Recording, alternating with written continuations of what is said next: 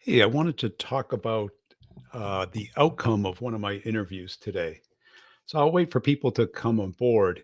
But the topic was, where do you know when a deal dies? And that catchphrase that everyone says is like, time kills all deals. And does it? Well, it can help your deals as well. Because too often what we do is we kind of just wait or we push our deals too fast.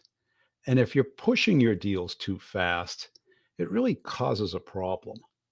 Let me know as you join, do you feel that time kills all deals? You can just post it in there. Maybe tell me what you're selling. That would help me uh, position this better for each person who's watching. But a deal has a natural momentum, it has a natural progression. And if we don't control that, have what I call direction, momentum, and control, then what do we really have? What we need to do with deals, hey there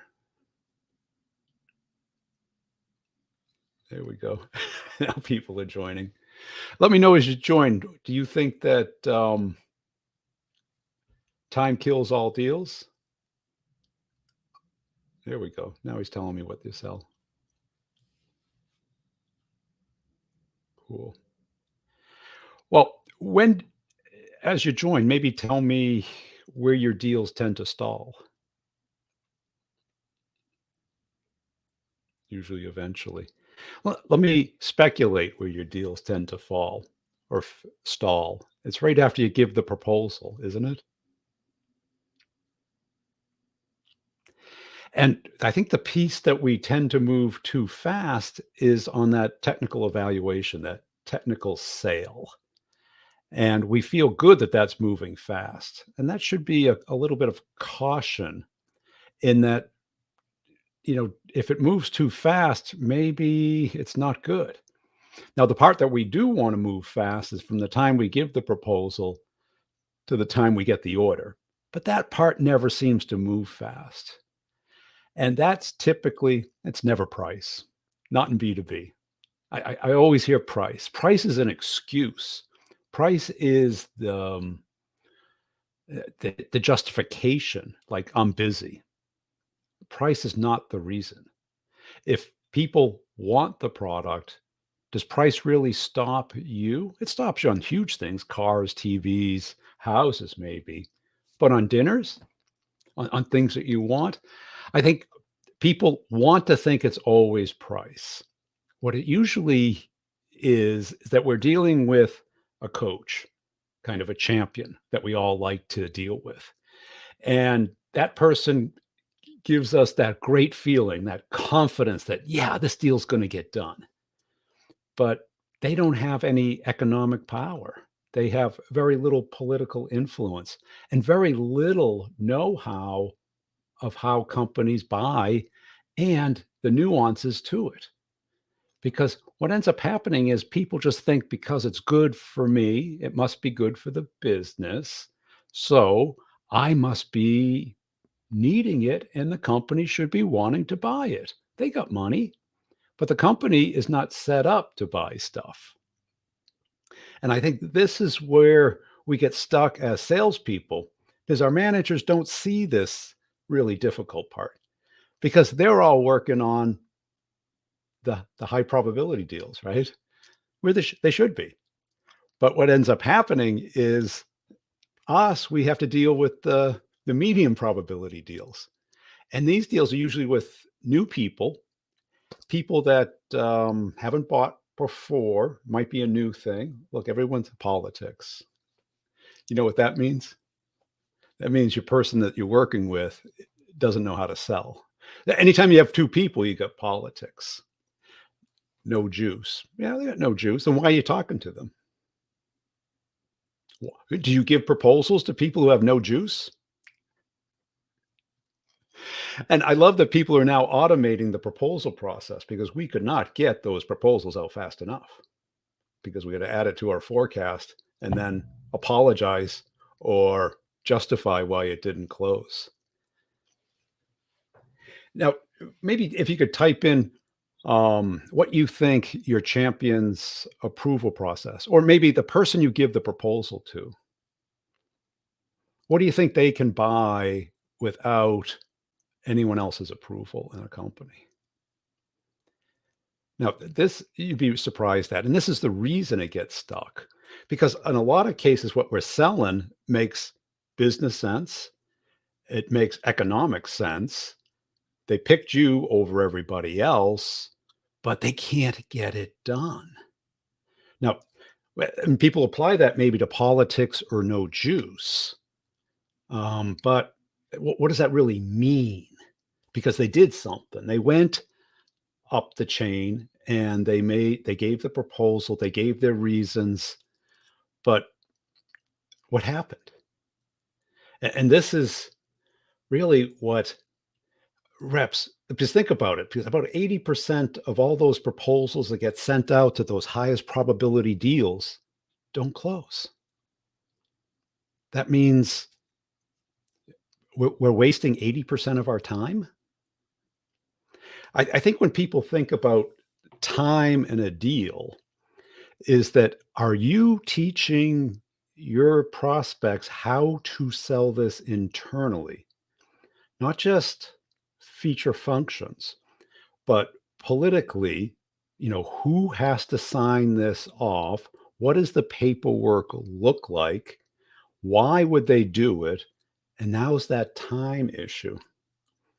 Why now? This is the part that most people can't sell. Because if you position it as just a great thing, somebody in that decision path from champion to board of directors or to procurement is going to say, well, can't we wait? Can't this go into next quarter, next year? Yeah, you need the internal champion, but you're assuming that that champion knows what to do. Do you know what to do? They didn't teach you that in spin class. They didn't teach you that in strategic selling course, did they? They didn't teach in any of the other silly ass sales training out there that was taught by people who've never sold. You have to know how to do that. Did your manager know? Most managers I talk to don't know. They say they do. They all, oh yeah, got to go top down. Yeah, got to have mutual action plan. I love that. Yeah. Here's your homework, customer. You need to do this, but they don't know what that makes sense. I think when we look at time, we have to understand what our clients have to do to get this done. And we tend to focus on ROI logical things. But did we cover the emotional things? That cost of change, the trouble of change. Because a lot of times it has nothing to do with cost. If you're trying to get, like I saw some people selling payroll, that change. Do they know what that involves? Do they know how it works? Do they know how to back out of it? We tend to focus on what the product does and how it's better than other products, but are we really focused on helping them through that process? And this comes back to that time thing. You rush through that process, someone's going to catch it. Somebody's going to say, "Hey, did you do your due diligence?"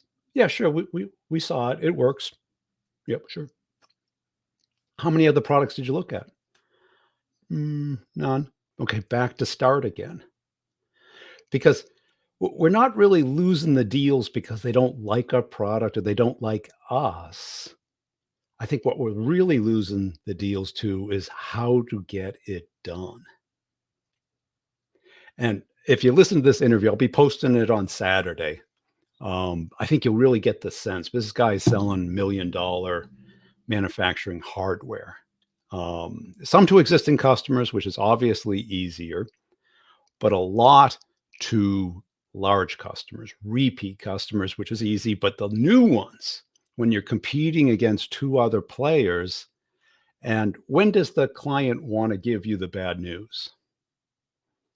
Long after you've given the proposal and forecasted it, if ever. Do you like delivering bad news? I don't. Especially for somebody who's you've been working with and looking for help from. I'll take some questions here if somebody's got them. I'll read through them. Sorry, I'll be back in a second. Sixth Sense, yeah, that's one. Yeah, nailed it. Yeah, thanks. Well, I'll leave it at that for now. If you want to learn more about the complex sale and how to have direction, momentum, and control, and be proactive about winning it instead of reacting to it, check out the podcast, Brutal Truth About Sales and Selling. I'll put the link below, but you guys know how to search on your podcast player. Cool. I'll see y'all next time.